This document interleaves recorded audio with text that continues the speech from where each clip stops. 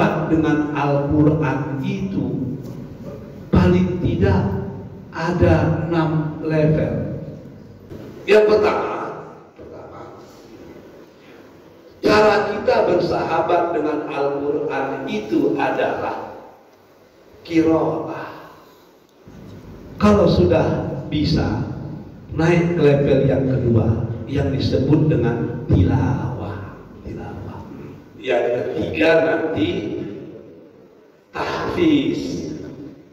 Yang keempat tartib. Yang kelima tadabbur. Yang keenam, yang terakhir takhalluk bil Quran. Bismillahirrahmanirrahim. Ulama-ulama terdahulu itu di sepertiga akhir Ramadan itu semakin akrab dengan Al-Quran.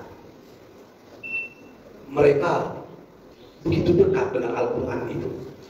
Tidak ada malam tanpa Al-Quran.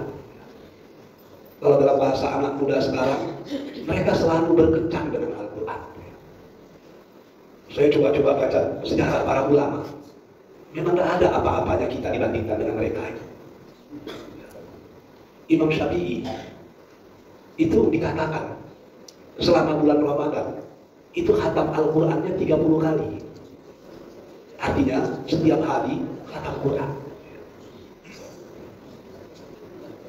Imam Malik kalau sudah masuk sepertiga akhir itu khatam Al-Qurannya sekali siang, sekali malam. Mungkin yang bisa seperti itu pengurus Masjid Al-Furqan saja kan? Berat ya? Jadi bisa khatam sekali siang, sekali malam itu bagaimana? Tapi saya tengok kemarin di Jawa itu ada juga masjid yang terawih tamat Al-Quran. Dihitung-hitung itu 8 jam, bisa 8 jam. Kalau dibuat di Al-Furqan macam itu, hanya tinggal imam dengan Bilal saja yang ada itu. Bilal pun mau karena kebetulan imam mertuanya. Kalau tidak mau. Berat. Pertanyaannya kenapa mereka bisa bersahabat dengan Al-Quran? Tapi saya pikir-pikir, di Indonesia juga ada yang seperti itu. Ada tokoh Muhammadiyah, Kiai Haji Mas Mansur, orang Jawa Timur. Kalau masuk bulan Ramadan, dia jadi imam sholat atau jadi makmum sholat, lebih sering jadi imam. Itu nggak keluar dari masjid sebelum membaca 1 juz Al-Quran. Jadi kalau sholat 5 kali, berarti sehari 5 juz.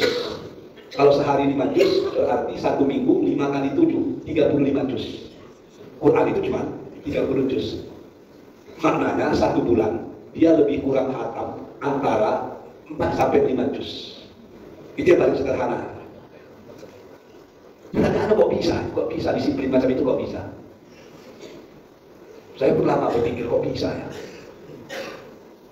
Beberapa waktu yang lalu saya dapat kiriman WA tentang seorang mahasiswa Indonesia yang kuliah di Mesir, ngambil S3 bidang tafsirul Quran. Anak itu umur 30-an, cerdas sekali. Saking cerdasnya, dosennya seorang Mesir asli itu, seorang profesor, sayang dengan dia. Suatu hari dosennya itu ngajak, ayo kita malam nanti sembahyang tarawih di satu masjid yang bagus. Karena dosen yang ngajak itu kan kehormatan bagi mahasiswa itu. Dan dulu memang begitu, hubungan antara dosen dengan mahasiswa itu akrab. Saya masih sempat merasakan ketika kuliah di Padang itu, datang ke rumah dosen. Dia dosen kami itu ke sawah, kita ikut. Dia bersihkan kolam, kita ikut. Akrab. Hubungannya bukan hubungan guru dan murid, tapi sudah hubungan anak dan ayah. Maka sampai sekarang dengan dosen-dosen yang hidup itu kita masih akrab. Jadi karena diajak dosen pergi sholat tarawih, dia ikut. Yang dipikirkannya ke masjid mana di bawah ini. Jangan-jangan ke masjid yang 30 rakaat. Bukan berarti. Kalau dosen ngajak, mau tidak mau kan pergi. 30 rakaat, ya terpaksa ikut. Ikhlas walau hati tak rela. Jadi datang ke rumah dosen buka puasa. Kata dosen itu kita sholat tarawih di masjid sana, imamnya bagus, sholat tarawihnya 8 rakaat dan 3 witir, alhamdulillah. Nggak yang 20 dan nggak yang 30 itu. Oh dia pun semangat lah, paling 1 jam, sehebat-hebatnya ya 2 jam. Mulailah sholat isya, orang hormat dengan gurunya, tapi guru jadi makmum. Habis sholat isya dulu sebentar, mulai tarawih. Rakaat pertama 1 juz, 2 juz. Rakaat kedua 2 juz. Dalam hatinya mungkin di rakaat pertama saja. Rakaat kedua yang berikutnya sama juga. Mulai dia ngomel, ikut cari nang taruh ke depan. Apa yang terjadi? Sholat tarawih dan witir itu siang menjelang waktu subuh. Hanya sahur saja yang memisahkan. Sahur, tunggu sebentar, masuk waktu subuh. Dihitung-hitungnya hampir 6,5 jam. Letih katanya. Tapi di sebelah dia itu duduk orang tua yang sudah berumur 70-an. Kita tanya dengan orang tua itu, ya Abdi, paman, berapa umur? Salah umur sekitar ya 73. Udah berapa lama sholat di masjid ini? Sudah lebih 20 tahun. Terus seperti dia. Isya, rehat-rehat, tarawih, menjelang subuh selesai, sahur di masjid, habis subuh, terus sholat, nanti baru pulang. Saya aja yang berumur 30-an, letih dan capek. Bapak, tidak letih, kami tidak letih. Senyum orang tua itu katanya. Ananda letih karena sholat pakai tenaga. Kami tidak letih karena sholat pakai cinta. Rupanya penyebabnya adalah motivasi. Yang satu menggunakan tenaga dirinya, yang satu karena cinta kepada Tuhannya. Kalau sudah melakukan sesuatu karena cinta, gak ada gunung yang tinggi, gak ada lurah yang dalam, gak ada pulau yang jauh. Dia akan sampai juga karena cita-cita ke pulau pengharapan. Jadi begitu juga membaca Al-Quran. Kalau kita baca karena terpaksa, letih. Cobalah membaca Al-Quran dengan rasa cinta. Dalam bahasa Paliaman disebut dengan please, ya. Learn to love Al-Quran. Itu bahasa Paliaman tingkat tinggi. Please learn to love Al-Quran. Kalau kita sudah bisa mencintainya, sama dengan kita dulu, waktu kita masih muda-muda, masih cita-cita monyet. Waktu itu telepon tidak ada. Saya tahun 80-an ketika awali Padang Panjang itu, sekolah kami punya telepon, tapi jarang berdering. Sebab siapa yang mau telepon? Kalau telepon itu bunyi, hati-hatilah. Itu biasanya kabar orang meninggal dunia itu. Sama dengan telegram. Itu belum pakai tekan, masih pakai putar. Nggak tahu ya, pakai putar itu. Kalau anak sekarang pasti nggak paham menggunakannya itu, pakai putar. Jadi komunikasi waktu itu hanya pakai surat. Bapak-bapak yang istrinya jauh, ibu-ibu yang punya kekasih, itu pakai surat itu. Begitu surat dari kekasih sampai, gembira, berbunga-bunga hati, dibaca. Selesai dibaca, dilipat baik-baik. Biasanya diletak di bawah bantal itu. Mau tidur lagi, dibaca lagi itu. Lipat balik, letak bawah bantal. Bangun tidur, buka balik. Bosan nggak baca surat itu? Nah, kenapa? Itu surat kekasih. Padahal isinya itu aja deh. Diawali dengan Bandung dulu, baru Jakarta. Senyum dulu, baru dibaca. Orangnya tadi mati-mawak, senyum juga dengan Sule itu kan. Terakhir nanti pantun lagi tuh. Cendrawasih, Gunung Irian, terima kasih, cukup sekian. Nggak bosan kita membacanya. Kenapa? Karena itu surat dari kekasih. Al-Quran itu bukan surat dari kekasih, tapi surat dari Tuhannya para kekasih. Nggak ada yang lebih hebat daripada Al-Quran itu. Nggak ada. Makanya kalau kita membaca Al-Quran karena cinta, semakin dibaca, semakin indah itu. Semakin dibaca, semakin menggugah jiwa. Semakin dibaca, hilang huruf-huruf itu yang terasa seakan-akan Allah yang berbicara di depan kita. Wah itu, kalau kaji orang tasawuf sampai itu. Jadi kalau orang sufi itu haji, mula-mula dilihatnya Ka'bah, kemudian hilang Ka'bah itu, yang nampak seakan-akan Tuhan pemilik Ka'bah, seakan-akan. Begitu juga orang yang baca Quran, mula-mula nampaknya Quran, nampaknya huruf macam-macam. Puncaknya seakan-akan Allah lah yang berbicara di depan dia. Karena Al-Quran itu adalah kalamullah, perkataan Allah. Begitu juga waktu kita baca surat dari kekasih, seakan-akan terhadir kekasih itu di kamar kita itu. Padahal dia jauh di seberang sana. Tapi seakan-akan anta'budallah ka'annaka tarahu fa illam takun tarahu fa innahu yaraka. Subhanallah. Beribadahlah kepada Allah seakan-akan kalian mampu melihatnya. Kalau tidak, yang pasti Allah itu melihat kalian. Bapak-bapak ini yang dicintai Allah. Proses turunnya Al-Quran itu luar biasa, luar biasa. Itu menguji keimanan seseorang.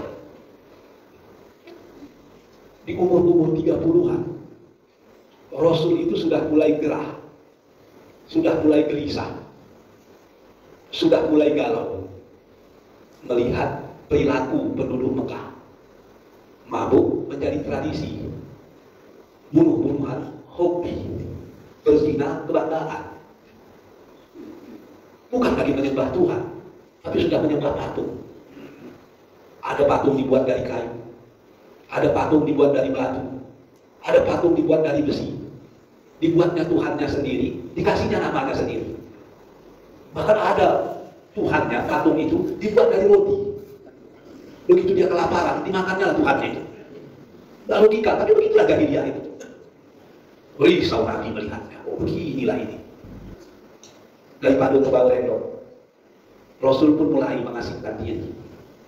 Tempat favoritnya di Gua Hira, di Jabal Nur. Lebih kurang 6 km dari kota Mekah. Kalau bapak-bapak yang pernah umroh atau haji ke sana tahu itu. Dan gua itu tidak terlalu besar. Disitulah dia tazkiyatun nafs, membersihkan jiwa, menenangkan hati. Disitulah bertahun, pergi 3 pergi seminggu balik, pergi lagi seminggu balik. Dan istri yang dicintainya Khadijah itu sangat paham dengan suaminya. Dia tidak melarang. Daripada terikut-ikut dengan kebiasaan biadab penduduk Mekah, haruslah dia mengasingkan diri ke sana agar tidak terkena virus jahiliyah. Pergilah. Bertahun-tahun tidak ada masalah. Dan tidak pernah ketemu orang di situ. Suatu malam, dikatakan para ulama malam 17 Ramadan, ketika dia duduk seorang diri, dengan tiba-tiba, tidak nampak dari mana munculnya, datang seorang laki-laki yang besar dan kekar. Datangnya tiba-tiba, begitu nampak langsung mengeluk Rasul, Iqra, baca. Nabi terkejut, tapi dia memiliki kekuatan jiwa yang luar biasa. Dengan ikhlas dia menjawab, Ma ana biqari. Saya tidak pandai membaca. Dilepaskan oleh orang tadi. Baru bisa bernapas sedikit, dipeluk lebih kuat dari tadi. Iqra, baca. Nabi payah bernapas. Tapi jawabnya jujur, Ma ana biqari. Saya tidak pandai baca. Saya. Lepaskan lagi. Yang ketiga lebih kuat dia meluk. Iqra, baca. Ma ana biqari. Saya tidak pandai membaca. Coba bapak-bapak bayangkan. Suatu pagi jam 3, bapak-bapak keluar rumah.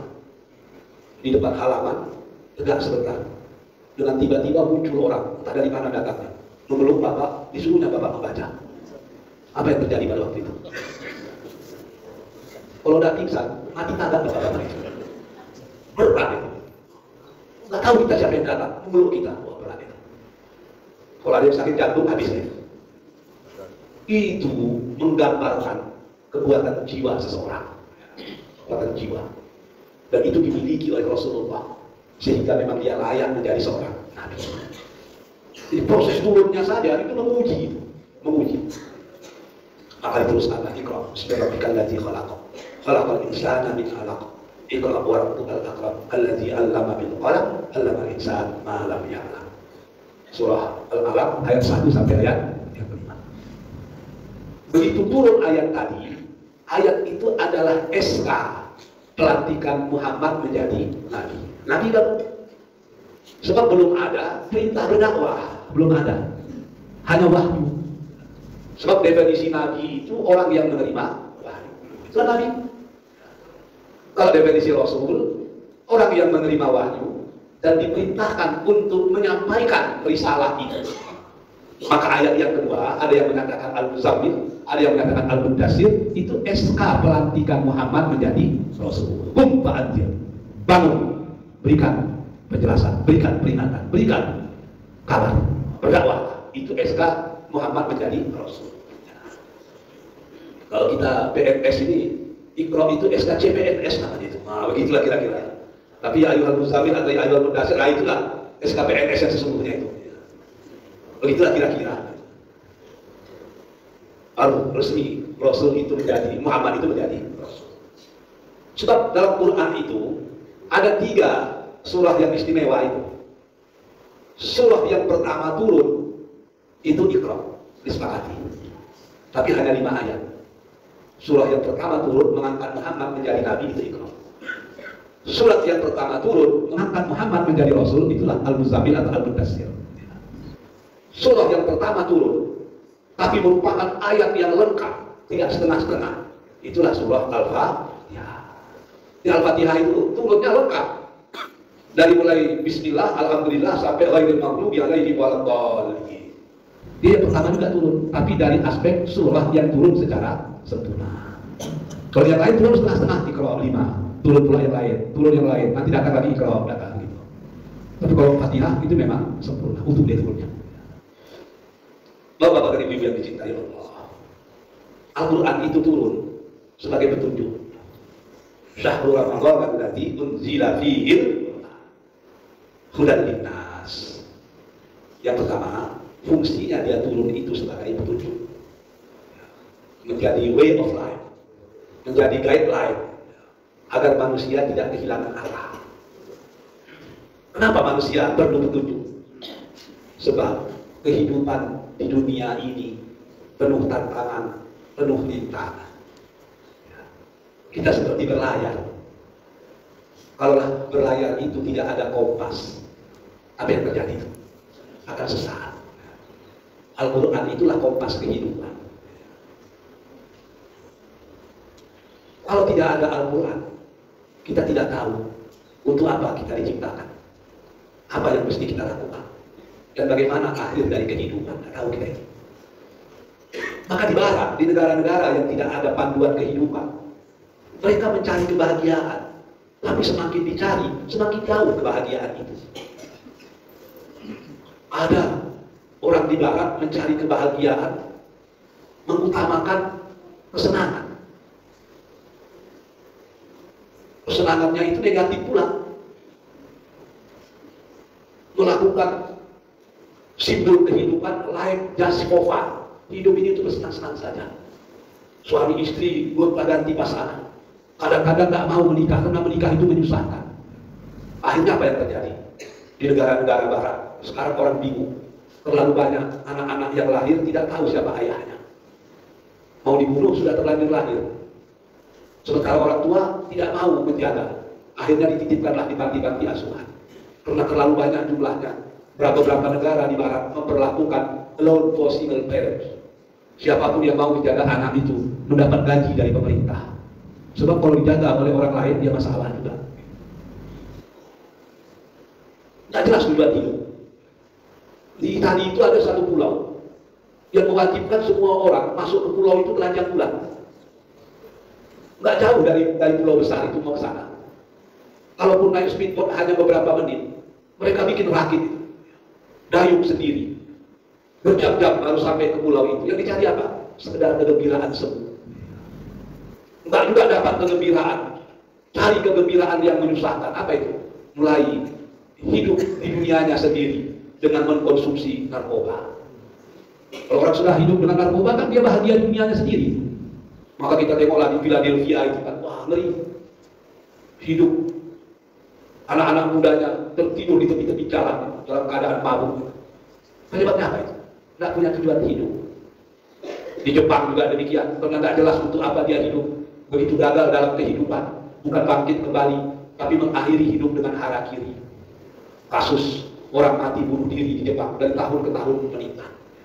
Apa penyebabnya? Nggak punya guideline, nggak punya panduan hidup. Ini fungsi Al-Quran, agar kita punya panduan hidup. Untuk apa kita diciptakan? Langsung dijawab oleh Al-Quran. Wa ma khalaqtul jinna wal insa illa liya'budun. Tidak kami ciptakan jin dan manusia kecuali untuk menyembah kepadaku. Oh ternyata tujuan hidup saya menyembah kepada Allah. Apa yang mesti saya lakukan di dunia ini? Inna sholati wa nusuki wa mahyaya wa mamati lillahi rabbil alamin. Siapapun saya, apapun aktivitas saya, Ternyata hidup ini tujuannya cuma satu, apa itu? Melakukan segala sesuatu untuk mencari keredaan Allah. Sholatku, ibadahku, hidupku dan matiku itu untuk Allah. Selaku manusia, tujuan akhir dari hidup saya apa? Dijawab juga oleh Al-Quran. Wa ma arsalnaka illa rahmatan lil alamin. Tidak akan mengutus engkau ya Muhammad terkecuali sebagai rahmat bagi sekalian. Oh, indah sekali. Begitu kita baca Quran, selesai. Selesai. Jelas apa yang harus kita lakukan. Kita tidak cemburu dengan orang lain, karena kita sudah tahu untuk apa kita hidup. Dia dokter, dia insinyur, dia perwira, dia tamtama, dia orang biasa. Ternyata tujuan kita sama. Apa itu? Mengabdikan diri sepenuhnya kepada Allah. Selesai. Tapi kalau tidak ada panduan, kita akan berlayar di lautan luas yang tidak bertepi, tapi tidak tahu kemana bidung akan kita arahkan. Kita akan sesat dalam pelayaran itu, sesat yang tidak bisa kembali lagi. Bapak-bapak ibu yang dicintai Allah, cara bersahabat dengan Al-Quran itu paling tidak ada 6 level. Ada 6 level. Yang 6 inilah yang akan kita bicarakan sampai zuhur nanti. Yang pertama, cara kita bersahabat dengan Al-Quran itu adalah qiraah. Apa itu qiraah? Membaca. Belajarlah membaca. Tidak ada alasan tidak bisa baca Quran sekarang. Tidak ada itu. Saya pernah mengajari orang di Malaysia itu baca Quran. Umurnya udah hampir 70, udah pensiun malah. Mulai belajar. Dia lama kerja di luar negeri dan sekolahnya sekolah Inggris terus, sehingga tidak sempat belajar Quran. Udah pensiun baru belajar. Saya ajar pakai metode Iqra itu. A, ba, a. Kalau zaman kita dulu namanya muqaddam. Kalau zaman muqaddam itu disebutkan alif di atas a. Kalau metode Iqra enggak a, ba, ta, sa. A, ba, ta. Kalau dulu enggak itu. Alif di atas a, ba di atas ba, a, ba. Ba di atas ba, a di atas a, ba, a. Ba di atas ba, di atas ba, ba. Ba di atas ba di bawah bi kan dia. Itu tuh. Udah itu nanti baru naik ban. Alif di atas a, ba di atas ban, a, ban macam-macam itu. Nanti di bawahnya wassalamu. Itu dulu itu.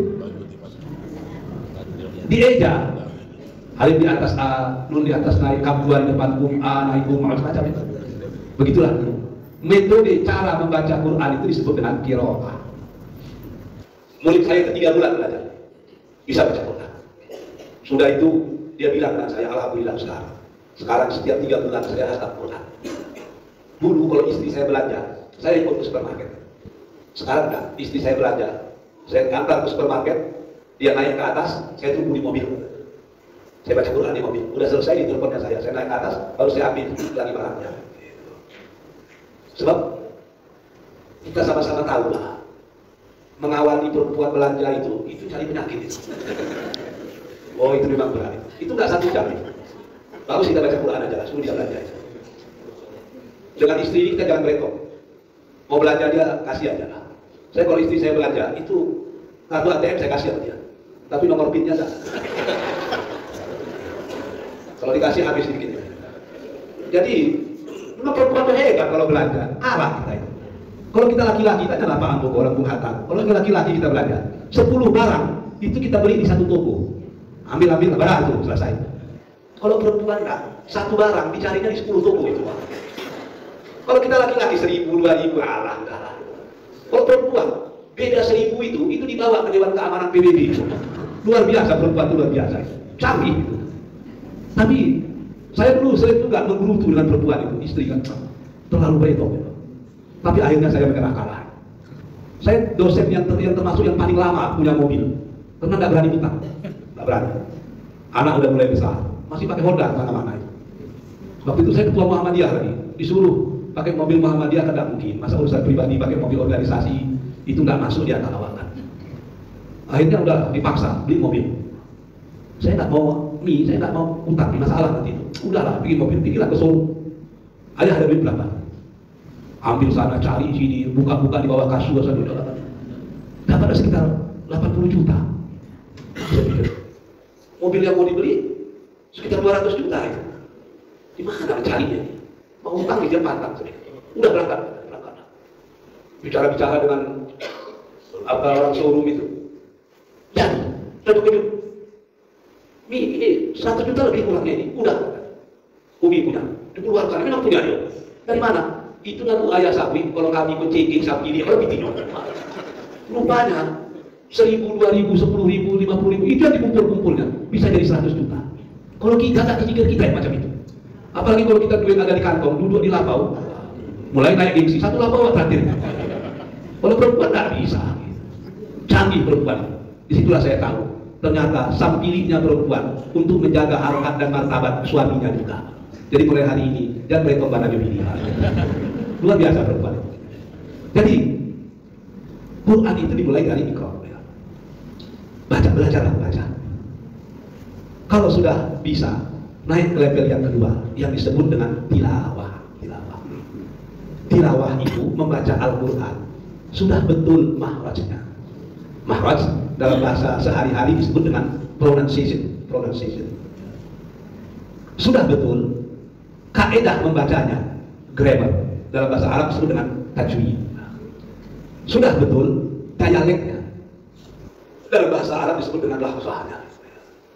Karena Al-Quran itu bahasa Arab, maka pronunciation-nya harus pronunciation Arab, aturannya harus aturan Arab. Jangan sampai kita bahasa Al-Quran tapi memakai grammar Inggris, ya tidak bisa. Makanya kalau kita dulu mau keluar negeri ada namanya TOEFL. Kalau di negara-negara Eropa IELTS. Itu memang cara kita ngomong disesuaikan dengan orang Amerika. Kalau TOEFL, IELTS disesuaikan dengan orang Inggris. Kalau tidak bisa itu. Semakin accent kita seperti native speaker itu yang paling bagus. Maka tidak boleh baca Quran cara Jawa, tidak boleh. Karena kita orang Jawa, kita coba pula baca Quran cara Jawa. Ijajun jilatil arku jirjala. Alhamdulillah.